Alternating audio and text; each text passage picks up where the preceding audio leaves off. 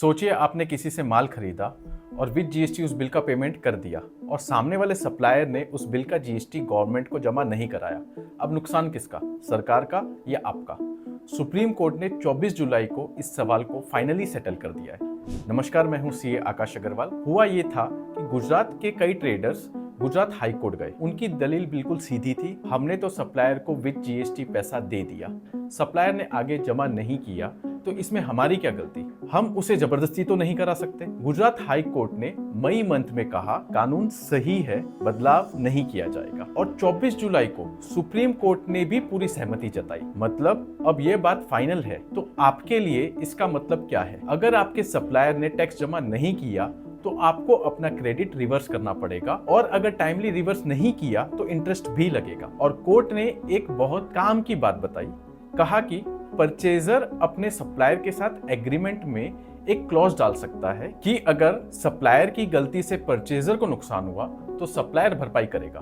और ये सलाह किसी कंसल्टेंट की नहीं है, खुद जजमेंट में लिखी हुई है। अब इस मुद्दे से रिलेटेड लॉ क्या कहता है वो समझते हैं। जीएसटी में क्रेडिट क्लेम करने का राइट सेक्शन 16 से आता है और उसकी कंडीशंस फुलफिल होती है तो ही टैक्स पेयर क्रेडिट लेने के लिए एलिजिबल होता है। सेक्शन 16 का एक सबसेक्शन है सेक्शन 16(2)(c), जिसमें लिखा है आईटीसी तभी मिलेगा जब सप्लायर ने टैक्स एक्चुअली गवर्नमेंट को पे कर दिया है। ट्रेडर्स की मांग ये थी कि ये सेक्शन अनकॉन्स्टिट्यूशनल डिक्लेयर किया जाए या इसमें सुधार किया जाए। उन्होंने दिल्ली और त्रिपुरा हाई कोर्ट के फैसले का सहारा लिया, क्योंकि उन दोनों कोर्ट्स ने बायर को राहत दी थी। लेकिन गुजरात हाई कोर्ट ने दोनों से असहमति जताते हुए कहा कि आईटीसी कोई वेस्टेड राइट नहीं है, ये शर्त के साथ मिली हुई एक स्टैट्यूटरी कंसेशन है। गुजरात हाई कोर्ट के इस फैसले के अगेंस्ट मैटर सुप्रीम कोर्ट गया और सुप्रीम कोर्ट ने कहा वो गुजरात हाई कोर्ट के फैसले से पूरी तरह सहमत है, जजमेंट को अफर्म किया और सारी एसएलपी को डिसमिस कर दी। तो करना क्या है? 3 काम। पहला, हर महीने 2B मिलाइए और देखिए कि कौन से सप्लायर ने अपना रिटर्न फाइल नहीं किया। यह काम साल के एंड में नहीं करिए, हर महीने ही करिए। दूसरा, नए परचेज एग्रीमेंट बनाइए जिसमें